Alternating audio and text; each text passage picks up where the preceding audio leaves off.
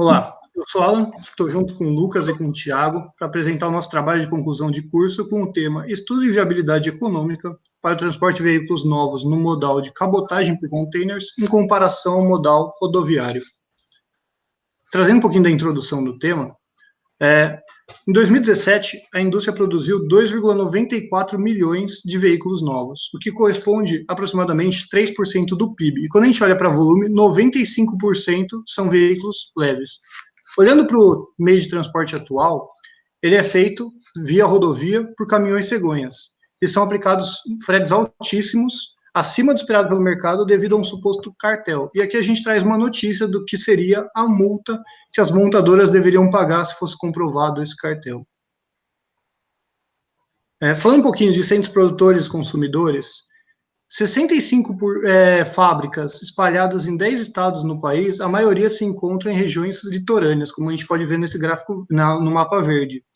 E olhando para o centro consumidor, 58% da população se concentra em mais que 200 quilômetros da costa. A gente pode ver no mapa de baixo.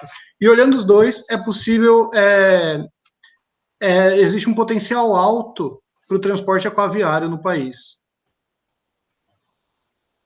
Então a gente trouxe dois métodos. O primeiro é o roll-roll, que tradicionalmente é utilizado para automóveis de longo curso. Em 2009, Martins trouxe um estudo apresentando uma redução significativa em emissões e em custo, quando comparado ao modal rodoviário. Em 2001, a Fiat tentou utilizar esse modal, só que foi extinto com a ideia de evitar protestos dos grupos de cegonheiros. Vale a pena ressaltar que não existe nenhuma linha regular de roll-roll de cabotagem no Brasil. Outra solução é a utilização do porta-container. O mercado de cabotagem de containers vem expandindo no Brasil ano após ano. E como que seria a solução? É possível abrigar 4 automóveis num container de 40 pés high-cube. Falando um pouquinho mais dessa solução, histórico do transporte, né? Não é uma inovação esse tipo de solução no mundo. Já é utilizado em carros de luxo e carros de corrida. Em 2014, numa entrevista com a Tesla, foi apontado que eles carregam todos os seus veículos via container, média de 35 mil unidades ao ano. Mostrando as vantagens da cabotagem com o rodoviário, o Scotini, em 2012, mostrou que existe uma grande eficiência tanto no consumo de combustível quanto em emissões. E a vantagem do container comparado ao roll-roll é que ele permite uma rede desbalanceada, pois pode transportar outras mercadorias além de automóveis, então pode ir com automóvel, voltar com outra mercadoria. Para viabilizar a utilização do container, precisa apenas 4 automóveis, enquanto o roll-roll ele precisa ser quase cheio para poder ser viável. E em 2014, Dael mostrou que o pátio pode reduzir em 77% o seu espaço quando se adota containers ao lugar do pátio de rodoviário. Falando um pouquinho da nossa pergunta do trabalho, né? O transporte de veículos novos pode ser realizado por containers como alternativa ao rodoviário? E daí a gente trouxe um objetivo, então, que é verificar a viabilidade da substituição do sistema atual, que é o rodoviário, pelo uso da cabotagem via containers. A gente fez isso em 3 tipos de indicadores. Os que têm aspectos financeiros, que são os custos totais de operação e custo por veículo por estado, aspectos operacionais, que trazem a distância percorrida, o transit time, a quantidade de caminhões necessários, e, por fim, aspectos de sustentabilidade, que têm a ver com emissões de CO2, totais da operação e por veículo por estado. Vou falar agora um pouquinho do caso particular que a gente está estudando para a viabilidade, que é dos veículos produzidos pela montadora Volkswagen. Ela representa 15% da demanda nacional de veículos leves, e a gente tinha a intenção de conseguir achar os dados por município de demanda, né? De forma que a gente conseguisse colocar no modelo tanto a fábrica de origem quanto o município de destino.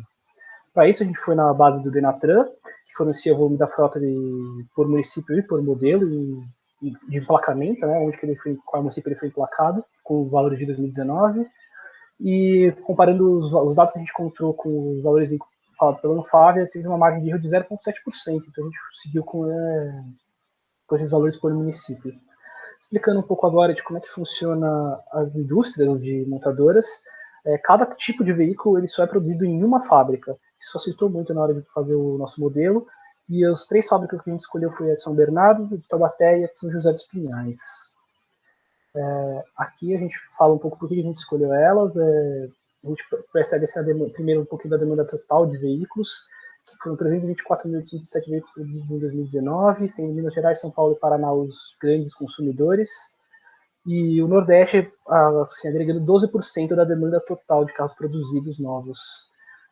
Aqui à direita, no gráfico, a gente consegue ver quais são as demandas por veículo que vai ser estudado.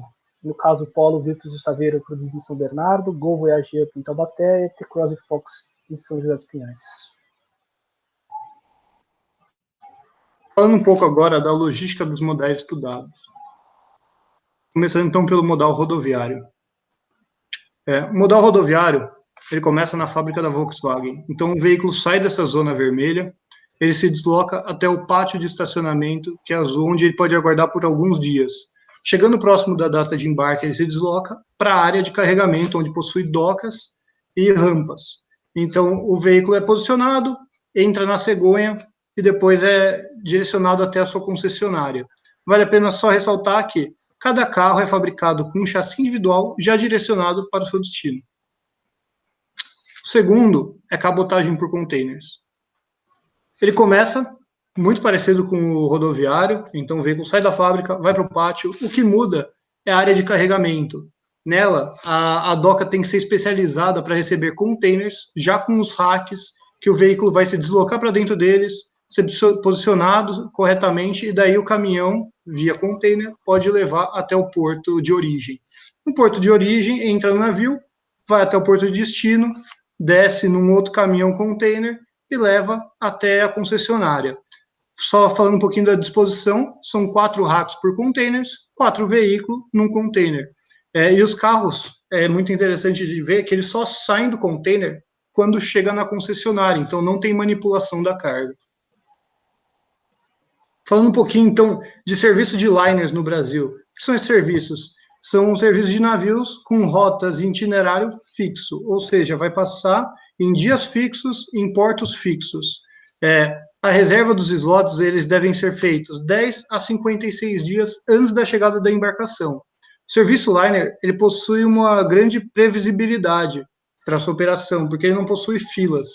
E no Brasil, só tem 3 empresas no ramo de containers que operam como cabotagem e num serviço de liner, que é a Login, a Aliança e a Mercosul Line, com seu itinerário à direita.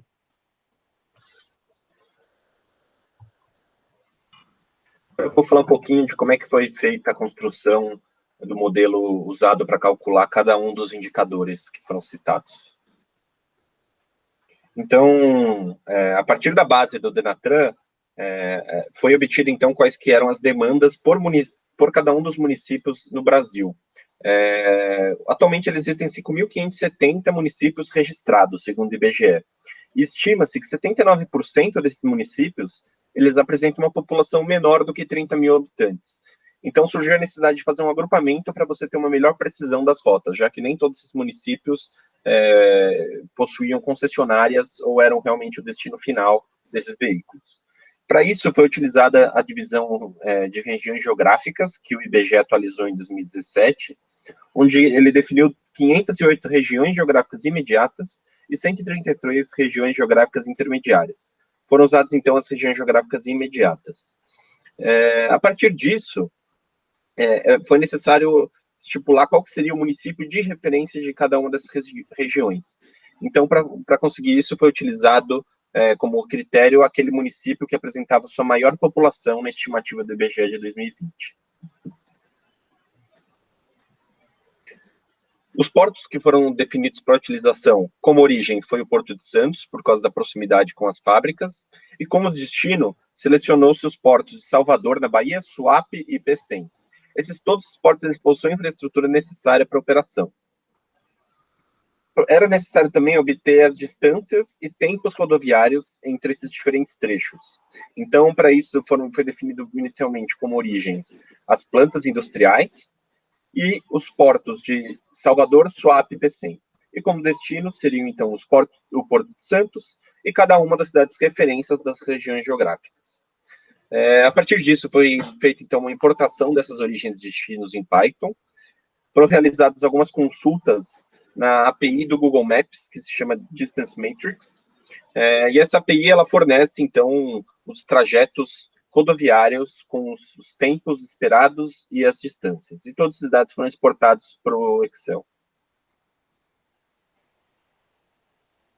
Aqui, então, a gente apresenta um pouco como é que foi disponibilizado esse modelo. Então, existe um par de cidade de origem, destino ou cidade de referência de cada uma das regiões, a quantidade de veículos anual que seria transportada, a distância em quilômetros e o tempo de trajeto corrido em horas. Então, a gente vai entrar um pouquinho mais agora no cálculo, como é que foi feito o cálculo do rodoviário por caminhões cegonha.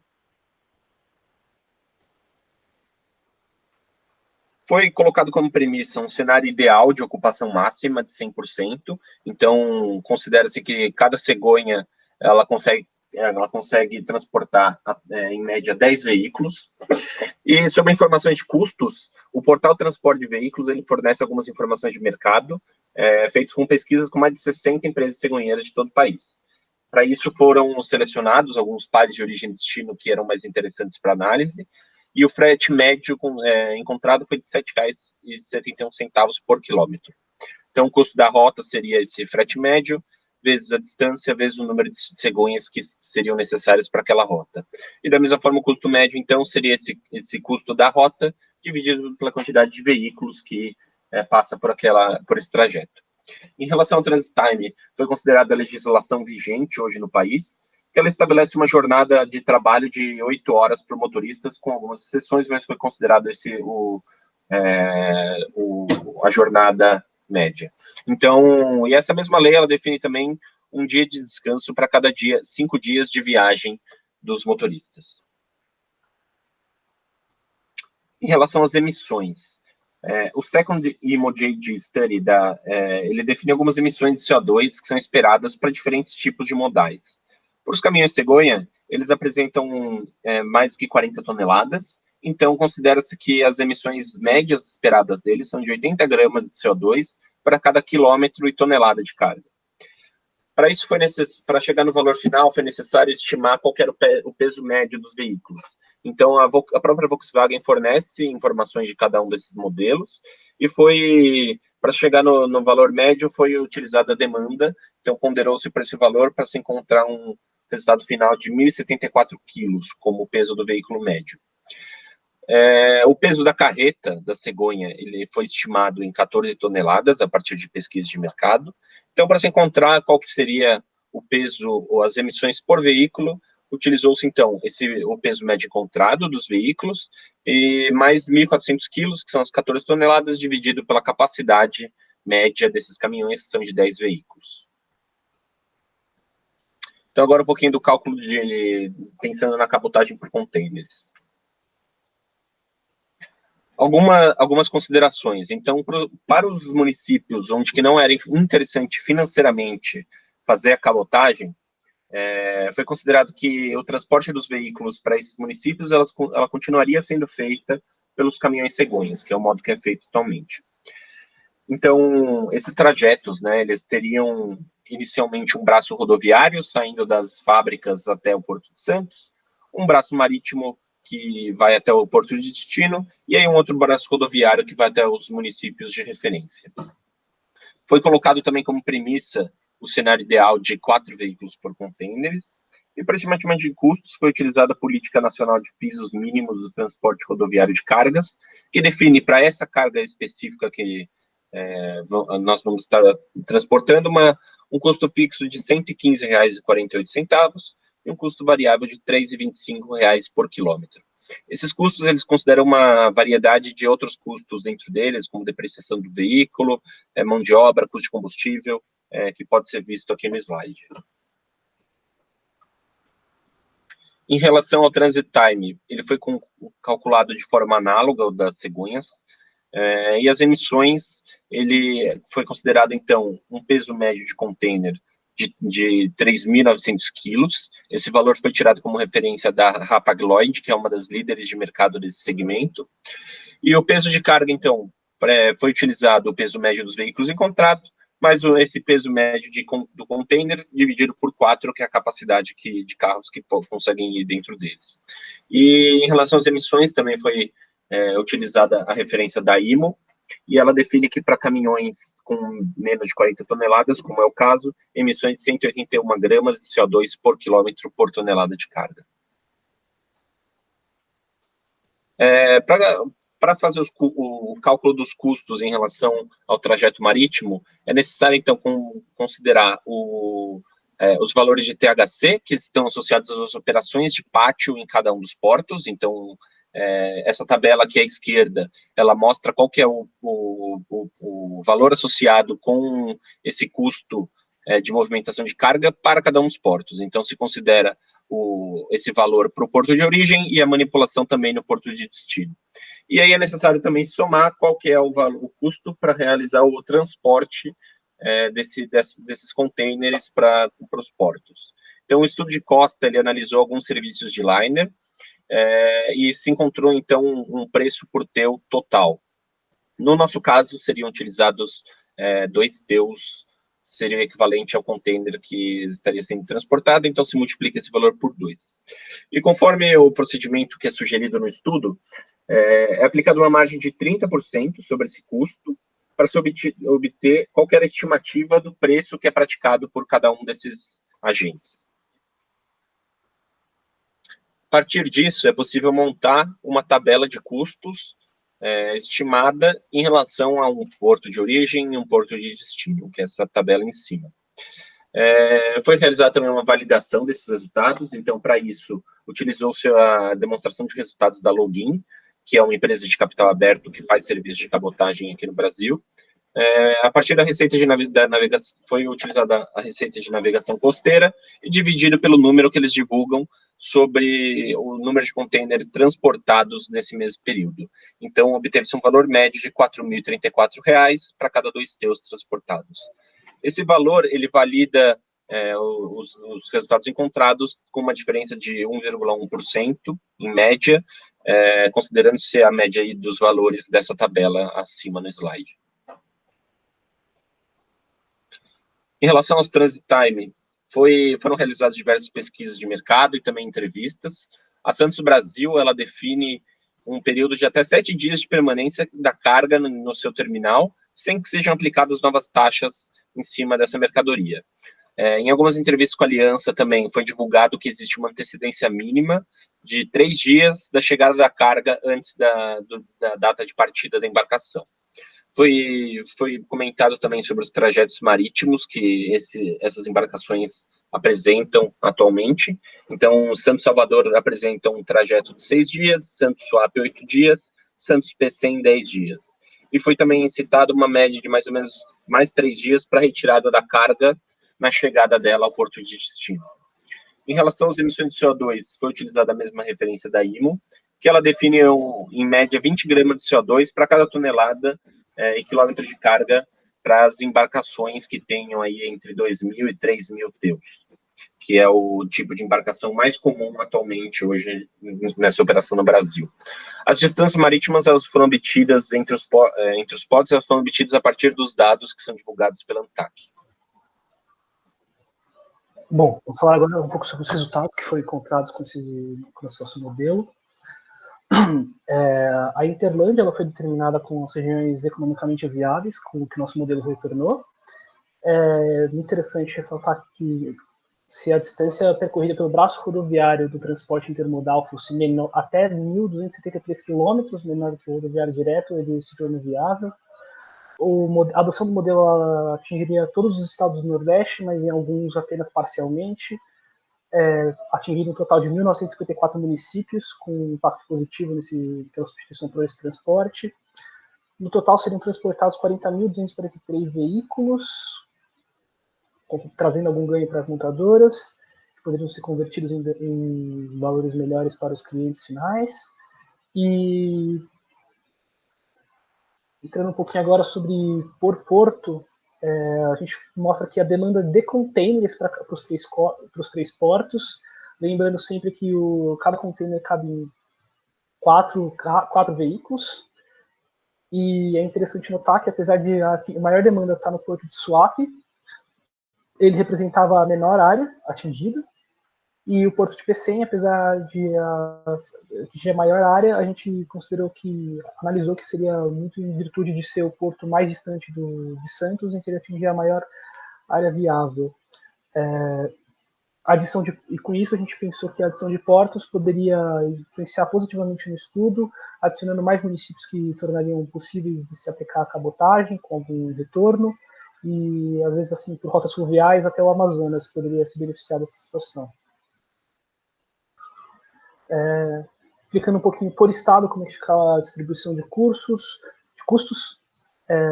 Todos os estados possuíram pelo menos um município viável, dos apresentados aqui em azul, sendo que o Pará e o Amapá apresentaram as menores reduções, quase inexpressivas. A gente vai mostrar depois como é que ficou essa situação. Todos os outros estados apresentaram de 16% a 51% de redução dos custos aplicados pelo modal rodoviário, segundo as nossas estimativas. É interessante ressaltar que Ceará e Pernambuco, estados portuários, apresentaram as maiores reduções, como era esperado, sendo que o Ceará se destacou positivamente com 51% de redução dos custos do transporte. A Bahia, apesar de ser outro estado portuário, ele é mais próximo do Porto de Santos e apresentou as menores reduções encontradas, estimadas. Aqui um pouquinho da tabela por custos, aqui o Amapá e o Pará com menos de 0,1% de redução, então realmente quão significativo seria isso, né? E mostrando todos os outros ficaram assim, uma moda de 30% de redução. Falando um pouquinho agora sobre os aspectos operacionais, o transit time ele teve um aumento expressivo, que pode ser um problema logístico para viabilizar esse processo. Chegou a aumentar em até 3,4 vezes no caso mais extremo, mas com uma média de 2,9 vezes maior o tempo de transit time. O grande ofensor que o grupo enxergou foi o tempo parado nos portos e a menor velocidade das embarcações no seu deslocamento marítimo. A gente ressalta, porém, que, como foi dito anteriormente, a regularidade do transporte pode ser um facilitador na hora de se adaptar à logística do transporte. Falando um pouco agora sobre o número de viagens realizadas, rodoviárias. Como era de se esperar, esse número aumentou, uma vez que agora a gente tem dois braços, não só montadora concessionária, mas montadora porto concessionária. E esse fator, então assim, o número sofreu um grande aumento, e esse fator ele impacta fortemente nas emissões que vão ser geradas, né? Não tanto diretamente no custo. Um pouquinho sobre as emissões, números totais, a gente teve uma diminuição de 16% se a gente aplicasse a cabotagem para todos os estados. Isso representaria uma redução de 87,6 kg para 73,7 kg de CO2 emitidos por veículo transportado para todos os municípios. É interessante notar aqui que, apesar de a distância rodoviária reduzir em 26%, as emissões foram apenas 16%. Isso deve muito ao fato de os caminhões porta-container terem uma emissão estimada muito maior do que as cegonhas, segundo muitos estudos. Além disso, fica claro aqui que o Pará e o Amapá eles aumentaram as emissões de CO2 por veículo devido à grande distância que elas estão do porto mais próximo deles, que é o porto de Pecém. E o método ele é menos atrativo, com mais longe do porto se localiza o município. Isso foi visualizado tanto nas emissões quanto nos custos.